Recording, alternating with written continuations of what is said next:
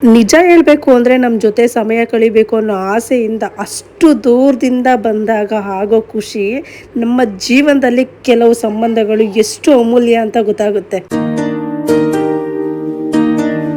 Hi, welcome back to my YouTube channel. ಇವತ್ತು ನಮ್ಮ ಮನೆಯಲ್ಲಿ ಎಲ್ಲರೂ ಕೂಡ ಊರಿಗೆ ಹೋಗ್ತಾ ಇದ್ರು. ಸೊ ಅದಕ್ಕೆ ಸ್ವಲ್ಪ ಲೇಟ್ ಆಗಿದಳೋಣ ಅಂತೇಳಿ ನಿಧಾನವಾಗಿ ಎದ್ದು ದಿನ ಶುರು ಮಾಡೋಣ ಅಂತ ಅನ್ಕೊಂಡೆ. ಸಾಮಾನ್ಯವಾಗಿ ನಾನು ಊರಲ್ಲಿ ಏನಾದ್ರು ಇತ್ತು ಅಂದ್ರೆ ಸ್ವಲ್ಪ ಬೇಗನೆ ಎದ್ದು ಕೆಲಸ ಶುರು ಮಾಡ್ತೀನಿ. ಆದ್ರೆ ಬೆಂಗಳೂರಿಗೆ ಬಂದ್ರೆ ಮಾತ್ರ ನಾನು ಲೇಟ್ ಆಗಿದಳೋದು. ಯಾಕಂದ್ರೆ ಅಕ್ಕ ಇರ್ತಾರೆ, ತಿಂಡಿ ರೆಡಿ ಮಾಡಿಟ್ಟು ಡ್ಯೂಟಿಗೆ ಹೋಗ್ತಾರೆ.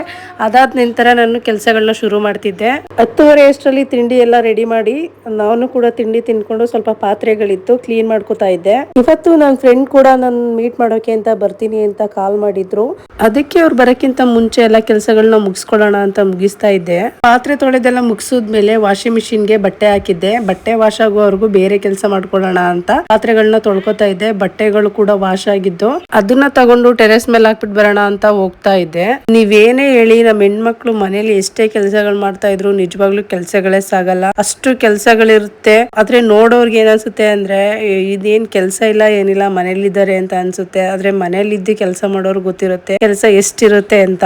ನಮ್ ಜನ ಹೇಗಿದ್ರು ಒಂದ್ ಮಾತು ಇದ್ದೇ ಇರುತ್ತೆ, ಕೆಲ್ಸಕ್ಕೆ ಹೋದ್ರೆ ಮನೇಲೇ ಇರಲ್ಲ ಅಂತಾರೆ, ಮನೇಲಿದ್ರೆ ಕೆಲ್ಸಕ್ಕೆ ಹೋಗಲ್ವಾ ಅಂತಾರೆ, ತಿಂದ್ರೆ ಜಾಸ್ತಿ ತಿಂತಾಳೆ ಅಂತಾರೆ, ತಿಂದಿದ್ರೆ ಏನು ತಿನ್ನಲ್ಲ ಅಂತಾರೆ, ದಪ್ಪ ಇದ್ರೆ ದಪ್ಪ ಆಗಿದ್ದಾಳೆ ಅಂತಾರೆ, ಸಣ್ಣ ಇದ್ರೆ ಸಣ್ಣ ಆಗಿದ್ದಾಳೆ ಅಂತಾರೆ. ಒಟ್ನಲ್ಲಿ ನಮ್ ಜನ ಏನಾದ್ರೂ ಒಂದು ಹೇಳ್ತಾನೆ ಇರ್ತಾರೆ. ನಾವ್ ಅದನ್ನ ತಲೆಗೆ ಹಚ್ಕೊಳ್ದೆ ನಮ್ ಕೆಲ್ಸ ಏನಿದೆ ಅದನ್ನ ಮಾಡ್ಕೊಂಡು ನಮ್ ದಾರಿಲಿ ನಾವು ಮುಂದೆ ಹೋಗ್ತಾ ಇರ್ಬೇಕು ಅಷ್ಟೇ. ವಾಷಿಂಗ್ ಮಿಷಿನ್ದು ನೀರೆಲ್ಲ ಲೀಕ್ ಆಗಿತ್ತು, ಅದನ್ನೆಲ್ಲ ಕ್ಲೀನ್ ಮಾಡಿದೆ. ಅಷ್ಟ್ರಲ್ಲಿ 12 ಗಂಟೆ ಆಗೇ ಹೋಯ್ತು. ಟೈಮ್ ಆಗಿದ್ದೇ ಗೊತ್ತಾಗ್ಲಿಲ್ಲ. ಕೆಲವೊಮ್ಮೆ ಮನ್ಸಿಗೆ ಬೇಜಾರಾದಾಗ ಎಲ್ಲಿಗಾದ್ರೂ ಹೋಗ್ಬೇಕು ಅಂದ್ರು ಮನ್ಸಿರಲ್ಲ, ಏನಾದ್ರೂ ಕೆಲಸ ಮಾಡ್ಬೇಕು ಅಂದ್ರು ಮನ್ಸಿರಲ್ಲ. ಯಾವ್ದೋ ಒಂದು ವಿಷಯ ನನ್ನ ಮೈಂಡ್ ಅಲ್ಲಿ ತುಂಬಾ ಹೊತ್ತು ಓಡಾಡ್ತಾ ಇತ್ತು. ಅದನ್ನ ಮನ್ಸಿಂದ ತೆಗ್ದು ಹಾಕಕ್ಕೂ ಆಗ್ತಿರ್ಲಿಲ್ಲ, ತಲೆಯಲ್ಲಿ ಇಟ್ಕೊಂಡು ಇರೋಕ್ಕೂ ಆಗ್ತಿರ್ಲಿಲ್ಲ. ಅಷ್ಟು ಮನ್ಸಿಗೆ ಬೇಜಾರಾಗಿತ್ತು. ಏನೇ ಕೆಲಸ ಮಾಡ್ಬೇಕು ಅಂದ್ರು ಒಂದ್ ರೀತಿ ಬೇಜಾರಾಗ್ತಿತ್ತು. ಎಲ್ಗಾದ್ರೂ ಹೋಗ್ಬೇಕು ಅಂದ್ರು ಮನ್ಸಿರ್ಲಿಲ್ಲ. ಯಾರಾದ್ರೂ ಏನಾದ್ರೂ ಮಾತಾಡಿದಾಗ ಅವರು ತಿಳಿದು ಮಾತಾಡ್ತಾರೋ ಅಥವಾ ಗೊತ್ತಿಲ್ಲದೆ ಮಾತಾಡ್ತಾರೋ ಅನ್ನೋದು ನನಗೆ ಗೊತ್ತಿಲ್ಲ. ಆದ್ರೆ ಕೆಲವು ಮಾತುಗಳು ನಮ್ಮ ಮನಸ್ಸಿಗೆ ತುಂಬಾ ಆಳವಾಗಿ ಆಗ್ಬಿಡ್ತವೆ. ಅದೇ ರೀತಿ ಯಾವುದೋ ಒಂದು ವಿಷಯ ನನ್ನ ಮನಸ್ಸಲ್ಲಿ ಉಳಿದ್ಬಿಟ್ಟಿತ್ತು. ಆದ್ರೆ ಜೀವನದಲ್ಲಿ ಏನೇ ಆಗ್ಲಿ ನಮ್ ಕೆಲ್ಸಗಳನ್ನ ನಾವೇ ಮಾಡ್ಲೇಬೇಕು. ಮನ್ಸಿದ್ರು ಮಾಡ್ಬೇಕು, ಮನ್ಸಿಲ್ಲ ಅಂದ್ರೂ ಮಾಡ್ಬೇಕು. ಹಾಗಾಗಿ ಒಂದೊಂದೇ ಕೆಲ್ಸಗಳನ್ನ ಮಾಡ್ಕೊಂಡ್ ಬಂದೆ. ಎಲ್ಲಾ ಕೆಲಸ ಮುಗಿಯೋಷ್ಟ್ರಲ್ಲಿ ನನ್ನ ಫ್ರೆಂಡ್ ಕೂಡ ಬಂದ್ಲು. ನಾನು ಕೂಡ ಫ್ರೆಶ್ ಅಪ್ ಆಗಿ ಬಂದೆ. ನನ್ನ ಫ್ರೆಂಡ್ ನನ್ನ ನೋಡಕ್ಕೆ ಅಂತ ತುಂಬಾ ದೂರದಿಂದ ತನ್ನ ಮಗಳನ್ನು ಕರ್ಕೊಂಡ್ ಬಂದಿದ್ರು. ನಿಜ ಹೇಳ್ಬೇಕು ಅಂದ್ರೆ ನಾನು ಆಗ್ಲೇ ತುಂಬಾ ಬೇಜಾರ್ನಲ್ಲಿದ್ದೆ. ಆದ್ರೆ ಅವಳು ನನ್ನನ್ನು ನೋಡಕ್ಕೆ ಅಂತ ಅಷ್ಟು ದೂರದಿಂದ ಬಂದಿದ್ದಾಳೆ ಅನ್ನೋದು ಗೊತ್ತಾದಾಗ ತುಂಬಾನೇ ಖುಷಿ ಆಯ್ತು.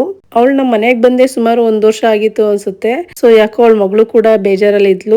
ಅವಳಿಗಾಗಿ ಬಿಸಿ ಬಿಸಿಯಾದ ಕಾಫಿ ಮಾಡ್ಕೊಟ್ಟೆ. ಎಲ್ರು ಒಟ್ಟಿಗೆ ಕೂತು ಕಾಫಿ ಕುಡ್ಕೊಂಡು ಮಾತಾಡ್ಕೊಂಡು ನಗ್ತಾ ಸ್ವಲ್ಪ ಸಮಯ ಕಳೆದ್ವಿ.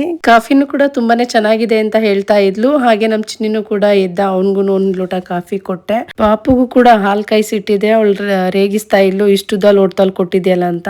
ಅಂಡ್ ನಾನು ಕೂಡ ಬಿಸಿ ಬಿಸಿ ಕಾಫಿ ಕುಡ್ದೆ. ಕೇಕು ಕೂಡ ತಂದಿದ್ವಿ. ಕೇಕ್ ತಿಂದ್ಬಿಟ್ಟು ಇನ್ನು ಅಡ್ಗೆ ಮಾಡೋಣ ಅಂತ ಹೇಳಿ ಸ್ಟಾರ್ಟ್ ಮಾಡ್ತಾ ಇದ್ದೆ.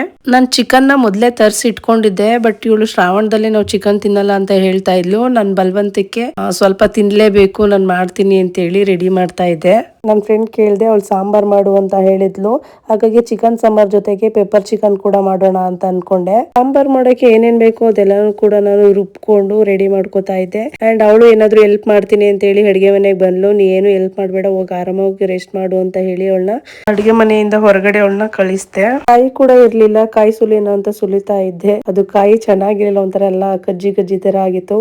ತೊಡೆ ಒಡ್ಸ್ಕೊಬಿಟ್ಟೆ. ಹಾಗಾಗಿ ನಮ್ ಚಿನ್ನಿ ಬಂದು ಕೂಡ ನಾನು ಸುಲ್ಕೊಡ್ತೀನಿ ಅಂತ ಹೇಳಿ ಅವನೇ ಈಸ್ಕೊಂಡ್ ಸುಲ್ಕೊಟ್ಟ.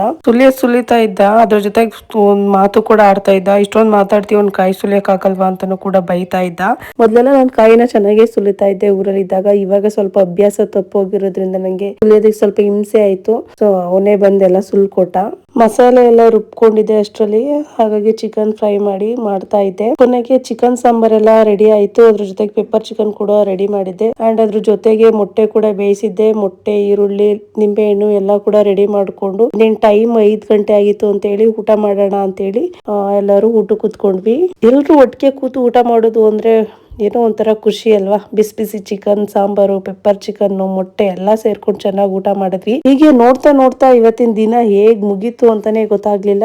ಎಲ್ರು ಕೂಡ ಊಟ ಆದ್ಮೇಲೆ ನಮ್ ಚಿನ್ನಿನೂ ಕೂಡ ಡ್ಯೂಟಿಗೆ ಹೋಗ್ತೀನಿ ಅಂತ ಹೇಳಿ ಅವನು ಡ್ಯೂಟಿಗೆ ಹೋದ. ಈ ವಿಡಿಯೋ ಇಷ್ಟ ಆದ್ರೆ ಲೈಕ್ ಮಾಡಿ, ಶೇರ್ ಮಾಡಿ, ಸಬ್ಸ್ಕ್ರೈಬ್ ಮಾಡ್ಕೊಳ್ಳಿ. ಅಂಡ್ ಫೇಸ್ಬುಕ್ ಅಲ್ಲಿ ಆದ್ರೆ ಫಾಲೋ ಮಾಡ್ಕೊಳ್ಳಿ. ಈ ವಿಡಿಯೋದಲ್ಲಿ ಏನಾದ್ರೂ ಮಿಸ್ಟೇಕ್ ಇತ್ತು ಅಂದ್ರೆ ಕಮೆಂಟ್ ಸೆಕ್ಷನ್ ಹೇಳಿ, ಅದನ್ನು ನಾನು ನೆಕ್ಸ್ಟ್ ಟೈಮ್ ತಿದ್ಕೋತೀನಿ. ಅಂಡ್ ನಮ್ಮಂತವ್ರಿಗೂ ಸಪೋರ್ಟ್ ಮಾಡಿ. ಧನ್ಯವಾದಗಳು.